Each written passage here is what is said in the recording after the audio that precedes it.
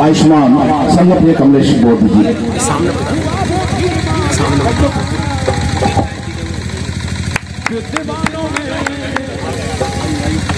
सबसे पहले मैं करुणा के सागर तथागत बुद्ध और बुद्ध से लेकर मान्यवर साहब कांसीराम तक जन्मे सभी महापुरुषों को नमन करते हुए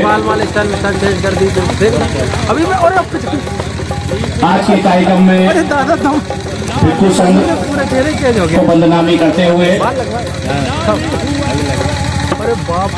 अतिथि के रूप में विक्रम यूनिवर्सिटी से इतिहास विभाग के प्रमुख माननीय राम कुमार अहिरवार साहब, माननीय मोतीलाल आलमचंद जी जो धम्म लिपिकार हैं, साहित्यकार हैं, सौंदर्य जी वे भी एक संगठन के अध्यक्ष हैं, पाटिल साहब, सोमकुमार साहब और मिलिंद बौद्ध जी और कई साथी हमारे सामने बैठे हुए हैं। सभी को मैं जय भीम नमो बुद्धाय कहते हुए अपनी कम शब्दों में बात रखूंगा, क्योंकि ये आयोजन हम तो मेजबान हैं और मेहमान का हम यह स्वागत करने के लिए उपस्थित हुए हैं। फिर भी हमारे साथियों ने मुझे मंच पे बैठा दिया तो मैं उनका बहुत बहुत साधु मारू समिति का आभारी हूँ। मेरे को तो यहाँ पर सभी अतिथियों का स्वागत सत्कार करने की ड्यूटी थी, लेकिन उन्होंने कहा नहीं, आप तो सभी मेहमानों के साथ बैठे, तो इसलिए मैं मंच पे बैठ गया हूँ। क्योंकि सीहोर जिले का कार्यक्रम है और सीहोर जिले में सभी अतिथि पधारे हैं, उन सबका हम स्वागत करना अपना दायित्व समझते हैं। लेकिन फिर भी मैं चंद शब्दों में अपनी बात रखूंगा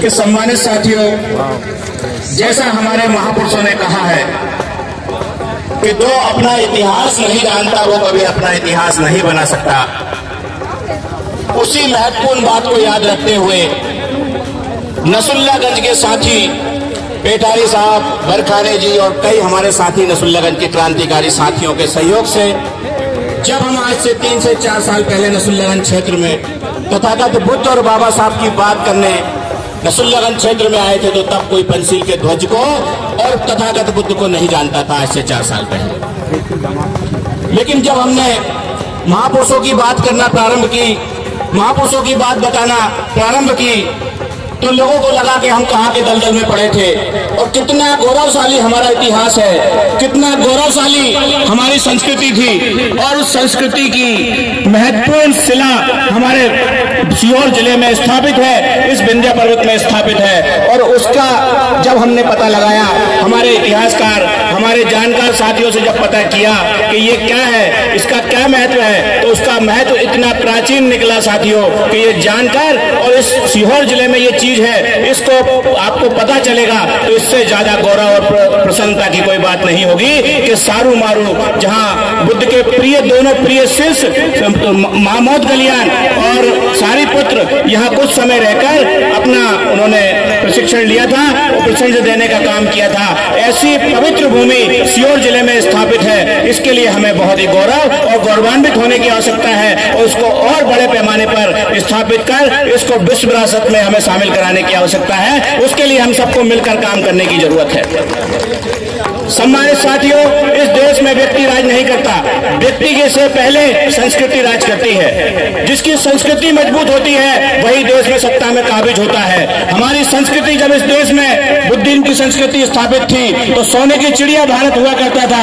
आज हमारी संस्कृति स्थापित नहीं है तो हमें कई विदेशी लोगों के सामने हाथ फैलाने की आवश्यकता पड़ती है। क्योंकि अभी कल परसों मैं आपको बताना चाहता हूं कि 25 दिसंबर 1927 को बाबा साहब अम्बेडकर ने मनुस्मृति जलाई थी।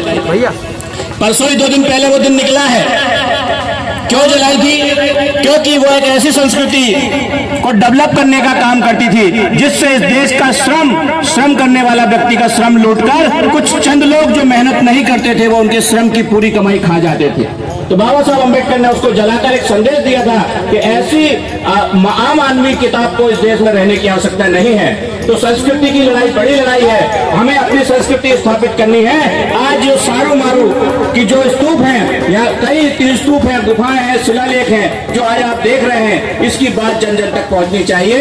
बातें कहने को बहुत है, लेकिन साथियों मैं लास्ट में एक कही मुझे से अच्छी सी पंक्तियां मिली हैं, तो मैं इन पंक्तियों को कह के बात समाप्त करूंगा। पता नहीं किन की है, लेकिन फिर भी मैं आपके बीच में कहना चाहता हूं, क्योंकि मुझे लगता है कि वो बहुत बढ़िया और प्रेरणादायक पंक्तियां हैं कि बाधाएं आती हैं आए, घिरे प्रलय की घोर घटाएं, पांव के नीचे अंगारे, सिर पर बरसे यदि ज्वलाएं, निज हाथों में हंसते हंसते आग लगाकर जलना होगा, कदम मिलाकर चलना होगा, कदम मिलाकर चलना होगा। जय भीम, नमो बुद्धाय। बहुत बढ़िया, बहुत बढ़िया, बहुत शानदार। बहुत बहुत धन्यवाद। हमारे कमलेश जी ने बहुत सी चीजें अच्छी बोली, जो इतिहास भूल जाते हुए इतिहास क्या लिखेंगे, ये बात तो सही है।